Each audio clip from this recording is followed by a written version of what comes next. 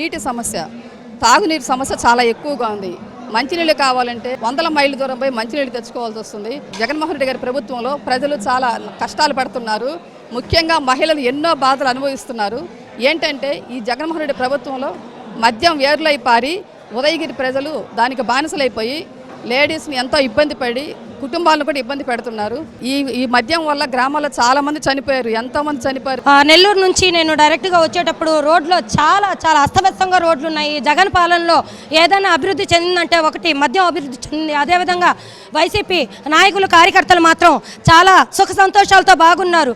మీరు ప్రభుత్వం వచ్చే ముందు ఏమని చెప్పారు? పేదలకు మేము ఆదుకుంటాం, పేదలకు మేము అన్ని విధాలుగా మేము ఆదుకుంటామని చెప్పి వైసీపీ ప్రభుత్వం ఎప్పుడైతే అందలం ఎక్కిందో, అందలం ఎక్కిన మొదటి రోజు నుంచి అమ్మఒడి తాతగోసి అని చెప్పి మీరు చెప్పారు. ఈ అమ్మఒడి పథకం ఏ విధంగా అమల్లోకి వచ్చింది? దాంట్లో మళ్ళీ లొసుగులు వెతికారు. ఒక్కొక్క పేరెంట్స్ కి ఒక బిడ్డకి మాత్రమే 15,000 రూపాయలు అని చెప్పారు. ఆ 15,000 రూపాయలు కూడా మళ్ళీ కరెంట్ బిల్ ఎక్కువగా వచ్చింది కాబట్టి మీకు అమ్మఒడి పథకం అనేది రాదు అని చెప్పి ఆ పథకం అనేది తీసేశారు.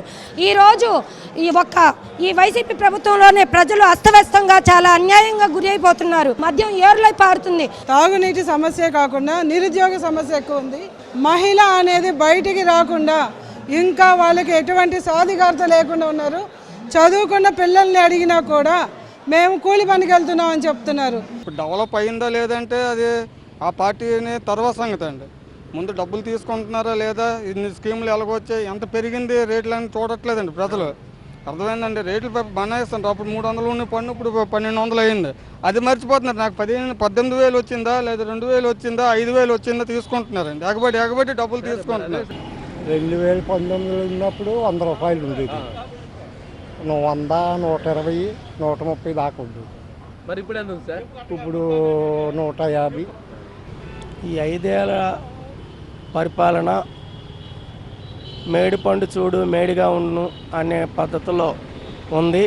చూడడానికి అందమైన గుమ్మడికాయలా కనబడుతుంది తప్ప కోస్తే లోనేమీ లేని పద్ధతుల్లో ఈ 5 ఏళ్ళు పరిపాలన ఉంది. సరే, పరిపాలనలో మేము చాలా సంక్షేమ పథకాలు పెడుతున్నాం అని చెప్పి అంటున్నారు. ఏదైతే 10,000 రూపాయలు ఒక సంక్షేమం కింద ఇస్తే ఆ కుటుంబం మీద సుమారు 20,000 రూపాయలకి పైగా భారాలు వేస్తూ ఉన్నారు. ఈ భారాలు ఏ విధంగా అంటే, ఈ గవర్నమెంట్ అధికారంలోకి రాకముందు 40-50 రూపాయలు ఉన్న డీజిల్ ఆయిల్ వాళ్ళ 100 రూపాయలకి పెరిగింది. 30 రూపాయలు ఉన్నటువంటి బియ్యం వాళ్ళ 60 రూపాయలు 70 రూపాయలకి పెరిగాయి. కాయగూరలు లేకపోతే పప్పు దినుసులు, అదేవిధంగా నూనె ఇవన్నీ చూసుకుంటే ఒక్కొక్క కుటుంబం మీద కుటుంబం మీద కనీసం నెలకి 5 నుంచి 10,000 రూపాయలు ధరలు అనేటువంటివి పెరిగిపోయి, ఈ పెరిగిపోయిన ధరల కోసం ఎక్కడ మాట్లాడటంలే. మేము అమ్మఒడి ఇచ్చాం, లేకపోతే విద్యాదీవెన ఇచ్చాం, 45 సంవత్సరాలు దాటిన వారికి మరో స్కీమ్ ఇచ్చాం, లేకపోతే ఇంకో స్కీమ్ ఇచ్చిన మాట వాస్తవేమో. కానీ ఆ స్కీముల్లో కూడా 100కి 100% ఇవ్వడంలే. అదేదో కొంత ఇచ్చి కొంతేమో ప్రచారం చేసుకుంటున్నారు తప్పితే 100% ఇది అందే పరిస్థితి లేదు. చెత్త పన్ను పెంచారు, కరెంటు ఛార్జీలు పెంచారు, బస్ ఛార్జీలు పెంచారు, చిన్నపిల్లలు తాగిన పాలు ఛార్జీలు కూడా పెంచారు, ఇంటద్దెలు పెరిగాయి. ఇవన్నీ పెరిగిన మాట ఎవరు మాట్లాడటం లేదు. ఏమేనంటే, మేము ఇచ్చిన సంక్షేమ పథకాలు మీకు నచ్చాయి, మీకు బాగుంటే మాకు ఓటేయండి, లేకపోతే లేదని ముసలి కన్నీరు కాల్చడం తప్ప ఇది వాస్తవంగా ప్రజల్ని బాగుపెట్టేటువంటి స్కీములు అయితే కాదనేటువంటిది మా యొక్క అభిప్రాయం.